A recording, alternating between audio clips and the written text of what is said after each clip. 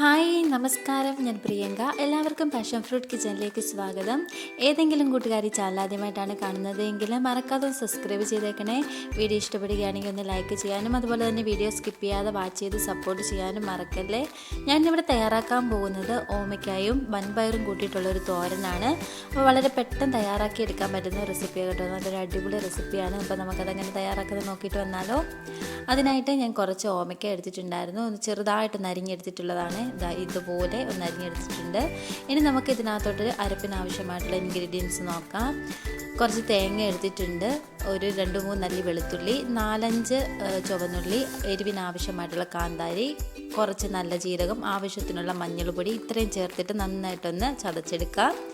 ഇനി നമുക്കൊരു പാന് ഗ്യാസിൽ വെച്ചിട്ട് ചൂടായിട്ട് വരുമ്പോൾ കുറച്ച് എണ്ണ ഒഴിച്ച് കൊടുക്കാം. എണ്ണ നന്നായിട്ട് ചൂടായിട്ട് വരുമ്പോൾ ആവശ്യത്തിനുള്ള കടുകിട്ടിട്ട് ഒന്ന് പൊട്ടിച്ചെടുക്കാം. കടുക് നന്നായിട്ടൊന്ന് പൊട്ടി വന്നതിന് ശേഷം ഞാൻ കുറച്ച് അരി ചേർത്ത് കൊടുക്കുന്നുണ്ട്. കുത്തരിയാണ് ഞാൻ എടുത്തിരിക്കുന്നത്. നല്ലൊരു ടേസ്റ്റ് കിട്ടാനായിട്ടാണ് ഞാൻ ഈ അരി ഇങ്ങനെ വറുത്ത് ചേർക്കുന്നത്. അതോടെ ഇട്ടിട്ട് നന്നായിട്ടൊന്ന് പൊട്ടിച്ചെടുക്കാം. അരിയെല്ലാം നന്നായിട്ടൊന്ന് പൊട്ടി വന്നിട്ടുണ്ട് കേട്ടോ. അപ്പോൾ ഈ സമയം നമ്മൾ എടുത്ത് വെച്ചിരിക്കുന്ന കുറച്ച് കറിവേപ്പില ചേർത്ത് കൊടുക്കാം. ഇനി ഇതിനകത്തോട്ട് നമ്മൾ ചതച്ച് വെച്ചിരിക്കുന്ന തേങ്ങയുടെ മിക്സ് ഇട്ടിട്ട് നന്നായിട്ടൊന്ന് വഴറ്റി എടുക്കാം. ഇതിൻ്റെ പച്ചമണമൊക്കെ ഒന്ന് മാറി വരുന്നിടം വരെ നന്നായിട്ടൊന്ന് വഴറ്റി മിക്സ് ചെയ്തെടുക്കണേ. നമ്മളിട്ട് കൊടുത്തിരുന്ന തേങ്ങയെല്ലാം നന്നായിട്ടൊന്ന് വഴന്ന് വന്നിട്ടുണ്ട്. ഈ സമയം നമ്മൾ ചെറുതായിട്ട് അരിഞ്ഞ് വെച്ചിരിക്കുന്ന ഓമയ്ക്ക ഉണ്ടല്ലോ, അതോടെ ചേർത്ത് കൊടുക്കാം. ഓമയ്ക്ക എല്ലാം ഒന്ന് ചേർത്ത് കൊടുത്തിട്ടുണ്ട്. ഇനി നന്നായിട്ടൊന്ന് മിക്സ് ചെയ്തെടുക്കാം. ആവശ്യത്തിനുള്ള ഉപ്പും കൂടി ചേർത്ത് കൊടുക്കാം. നല്ല ടേസ്റ്റുള്ള ഒരു തോരനാണ്. ഇപ്പോൾ എല്ലാവരും ഒന്ന് ട്രൈ ചെയ്ത് നോക്കണം. സിമ്പിളായിട്ട് തയ്യാറാക്കി എടുക്കാൻ പറ്റുന്ന റെസിപ്പിയാണ്. എല്ലാം ഒന്ന് മിക്സ് ചെയ്തതിന് ശേഷം നേരത്തെ വേവിച്ച് വെച്ചിരുന്ന വൻപയറാണ് അതോട് ചേർത്ത് കൊടുക്കുന്നുണ്ട്.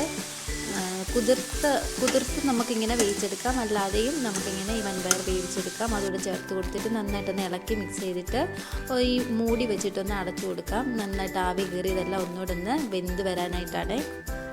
ഇതാ ഞാനൊരു മൂടി വെച്ചിട്ടൊന്ന് അടച്ചു കൊടുത്തിട്ടുണ്ട്.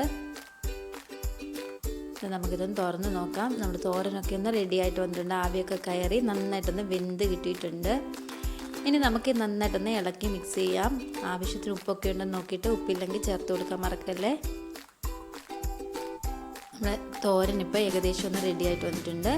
ഇനി ഞാൻ ഇതിനകത്തോട്ട് ഒരു 2 സ്പൂൺ അളവിൽ വെളിച്ചെണ്ണ ചേർത്ത് കൊടുക്കുന്നുണ്ട്. നല്ലൊരു ടേസ്റ്റും മണമായിരിക്കും നമ്മൾ ഈ തയ്യാറാക്കുന്ന തോരന്. അതിനായിട്ടാണ് ഈ വെളിച്ചെണ്ണ ഒഴിച്ച് കൊടുക്കുന്നത്. ഫ്ലെയിം ഓഫ് ചെയ്തിട്ട് നന്നായിട്ടൊന്ന് ഇളക്കി മിക്സ് ചെയ്യാം. നമ്മുടെ ഓമയ്ക്ക വൻപയർ തോരനിവിടെ റെഡി ആയിട്ടുണ്ട്. ചോറിൻ്റെ കൂടെ ചപ്പാത്തിയുടെ കൂടെ ഒക്കെ നമുക്ക് സെർവ് ചെയ്യാൻ പറ്റുന്ന ഒരു അടിപൊളി റെസിപ്പിയാണ്. അപ്പോൾ എല്ലാവരും ഒന്നും മറക്കാതെ ഒന്ന് ട്രൈ ചെയ്ത് നോക്കണേ. എന്നിട്ട് ഫീഡ്ബാക്ക് കമൻറ്റ് ബോക്സിൽ അറിയിക്കാൻ മറക്കല്ലേ. Thank you.